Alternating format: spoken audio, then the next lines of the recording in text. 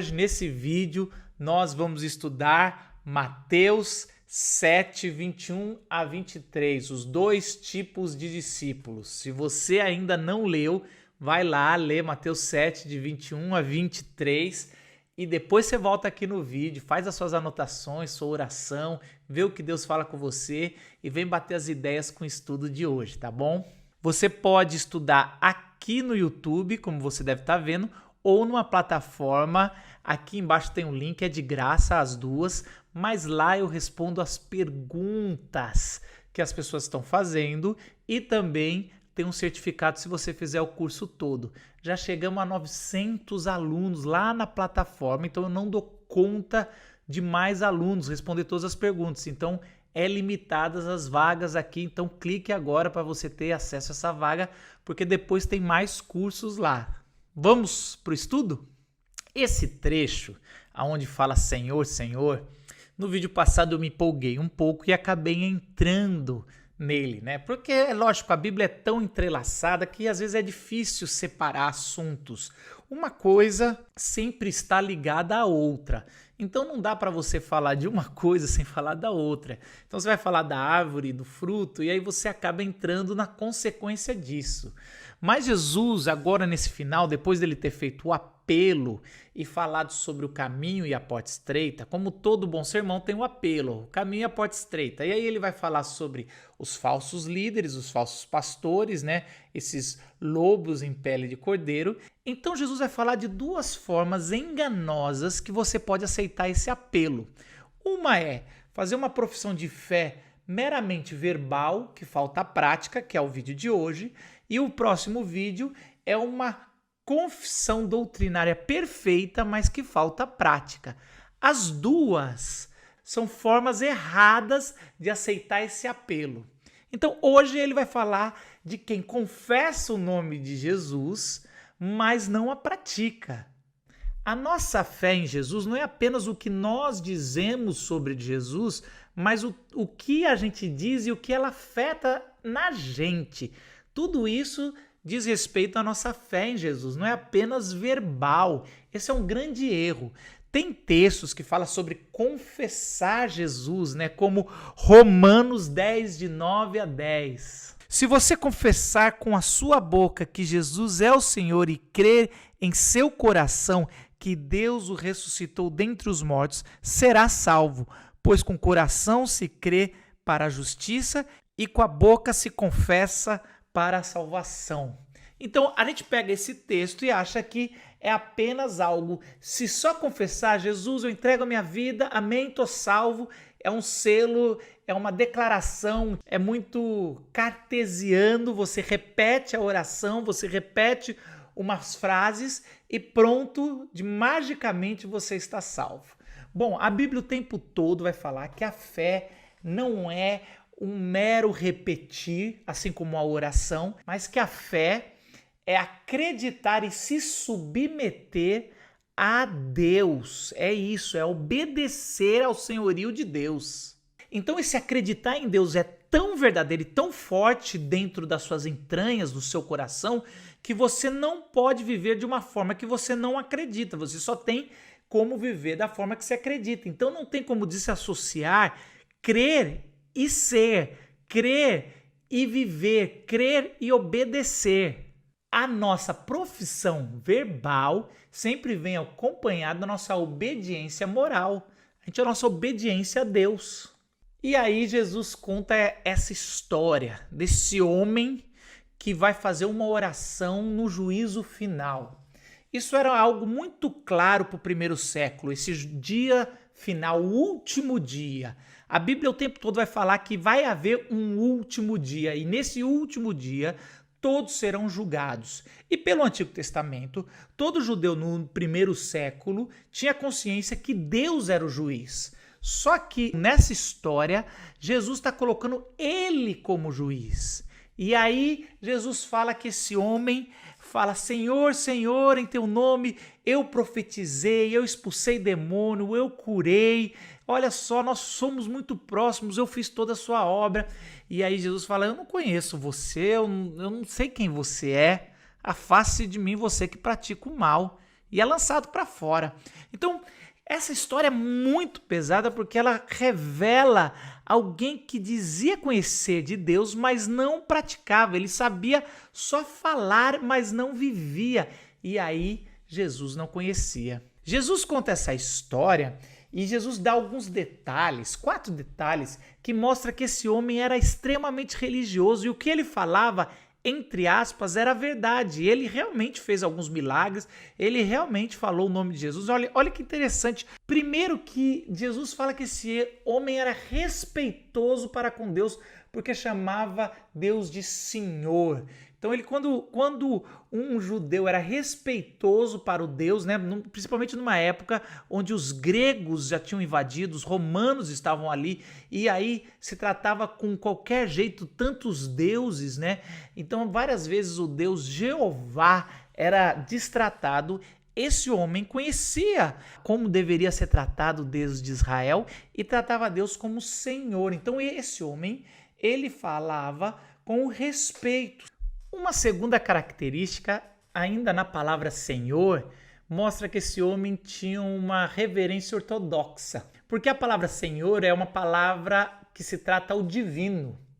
A palavra Senhor no grego é uma tradução do hebraico da palavra Jeová. Nem sempre era essa palavra que se usava, mas também a palavra Senhor, ele era uma palavra dizendo o Senhor Deus Jeová. Então, além de respeito, existia uma ortodoxia ali, mostrando que aquele homem era um rabino ou era um líder religioso. Uma terceira característica desse homem, ele era fervoroso, ele era zeloso, ele falava Senhor, Senhor. Essa repetição da palavra mostra essa intensidade no clamor de Deus. Então esse Senhor, Senhor, existe uma intensidade quando Jesus conta essa história, mostrando esse fervor zeloso desse homem que está falando com Deus. E em quarto, o relato desse homem fala que várias vezes ele profetizou em público. Então, esse relato era de um homem que não tinha vergonha da sua fé, mas era um homem que testemunhou de Jesus em público, numa época que já era perigoso ser monoteísta, ser um judeu devoto. Então, realmente, ele ali era alguém que não tinha vergonha, testemunhava sobre o Senhor. Mas aquele homem tinha todas essas características, mas não tinha a principal. Ele não conhecia a Jesus verdadeiro. Era só de forma verbal. Ele só falava de Jesus, sabia muito falando de Jesus, mas conhecia pouco na prática. Aí Jesus usa uma palavra no grego que é dessa palavra confessar, que é uma palavra de uma declaração pública também. Assim como aquele homem fez uma declaração pública, Jesus vai fazer uma declaração pública de volta. Só que a declaração pública de Jesus não é muito agradável. Nunca os conheci pessoalmente. Afastem-se de mim, vocês que pratiquem o mal. Mesmo vocês tendo usado várias vezes o meu nome livremente, eu não conhecia vocês. No Evangelho de Lucas, capítulo 6, versículo 46, esse relato é detalhado um pouco mais. Ele fala o seguinte: por que vocês me chamam de Senhor, Senhor, e não fazem o que eu digo? Então ele mostra claramente lá no Evangelho, nesse paralelo, que o problema do Senhor e Senhor não é a forma com que faz, não são os dons, mas é a falta de prática, de viver o que se prega. Por isso que pela árvore você reconhece o fruto. Se a pessoa não vive o que prega, se a pessoa não vive o que fala, ela não é a mesma árvore do fruto. Eu falei no outro vídeo uma pergunta que geralmente surge, né? Por que Deus deixa essas pessoas que não são legítimas, são falsos profetas, terem os dons como de cura, às vezes de profecia e de expulsar demônios, A gente não tem uma certeza por que essas pessoas, mesmo não sendo verdadeiramente salvas ou conhecedoras de Jesus, elas têm esse poder, eles têm esse dom, esse algo especial, esse presente, né? Dom é presente de Deus. Às vezes eu penso que é por causa da misericórdia de Deus, é o que os teólogos chamam de graça comum, que Deus derrama a sua graça para justos e injustos, faz chover na colheita dos justos e dos injustos, tem o sol para os justos e injustos, faz prosperar justos e injustos, porque essa graça comum é para que o mundo não apodreça de uma vez. Então Deus o sustenta, essa criação, no seu poder, nessa graça comum, e a sua igreja, ela é o sal para conseguir completar a tarefa de Deus Criador estar já fazendo, salgando também a sua criação. Então, isso explicaria por que Deus vai dando a sua graça, que é mais ou menos aquele texto que até as pedras clamarão se as pessoas não clamarem sobre quem é Jesus. É mais ou menos isso. As pessoas vão usar, Deus vai usar os ímpios ou os justos. Se os justos não comparecerem, se os justos não fizerem missões, se os justos não fizerem o que é certo, Deus vai usar quem Ele quiser. Por isso que é sempre um privilégio ser usado por Deus. Porque Deus pode usar quem Ele quiser. Deus pode usar, seria muito melhor se Ele usasse os anjos, seria muito melhor se Ele usasse outras pessoas, mas Ele quer usar você e quer usar eu. E isso é pela graça. A graça de Deus e nada mais. A confissão de quem Jesus Cristo é bem importante, mas a obediência é que vai revelar se você e eu conhecemos a Jesus de verdade. Agora, a palavra conhecer, no grego, é diferente o conceito do judeu, né? Da palavra hebraica. Então, o conhecer do grego, ele é muito mais intelectual, porque na Grécia foi onde surgiu a filosofia, todo o pensar, e no judaísmo o conhecer ele é muito mais completo e físico, tanto que a palavra conhecer no Antigo Testamento ele é várias vezes usado para a palavra sexo, porque assim, então ele conheceu essa pessoa de tanta intimidade. Então a palavra conhecer no hebraico, ela significa intimidade, conhecer no seu mais profundo. A palavra conhecer no grego é muito mais sobre dissecar, sobre você pegar um sapo, matar, abrir ele, ver como funcionam os órgãos, ver como funciona, e aí você faz um tratado, como é que esse sapo é, e aí você entrega. Então, muitas vezes a gente é influenciado pelos gregos e a gente vai falar assim, Senhor, eu quero conhecer a Deus. E aí você vai estudar a Bíblia e você quer decorar a Bíblia, você quer fazer respostas e você sabe aonde estão os livros da Bíblia, conhece os versículos de cor, fala os atributos de Deus, sabe tudo, sabe falar as coisas de Deus, o credo de Nicéia, são tantas informações, mas você não tem intimidade.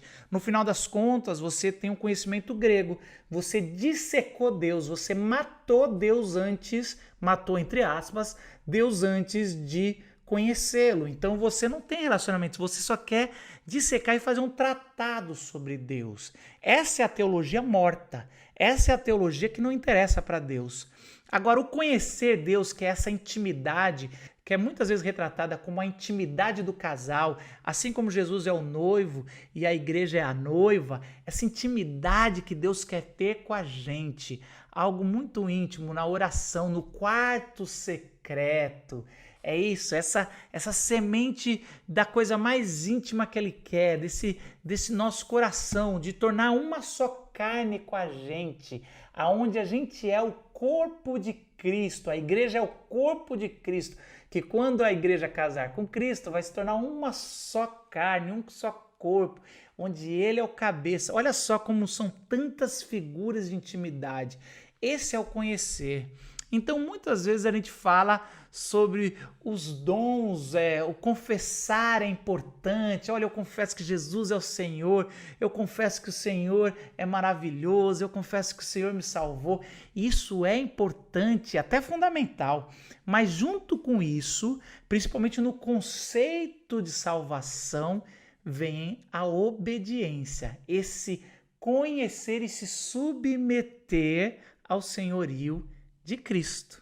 Queridos, que a gente não tenha só uma profissão verbal de quem é Jesus, que a gente não viva só de palavras, mas que a gente viva de obediência.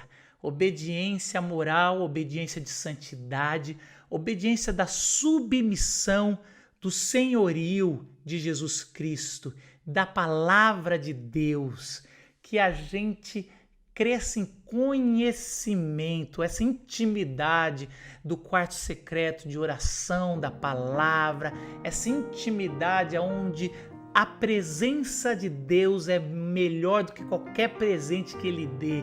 Simplesmente estar com Deus é suficiente. E que essa graça invada a sua vida e a nossa vida, é porque quando a gente começa a perceber isso e a se submeter, a gente vira um discípulo radical. Que Deus te abençoe. Galera, o próximo vídeo é o último vídeo do nosso estudo. Mateus 7, de 24 a 29. Os dois construtores. Vai estudar e a gente se vê no próximo vídeo.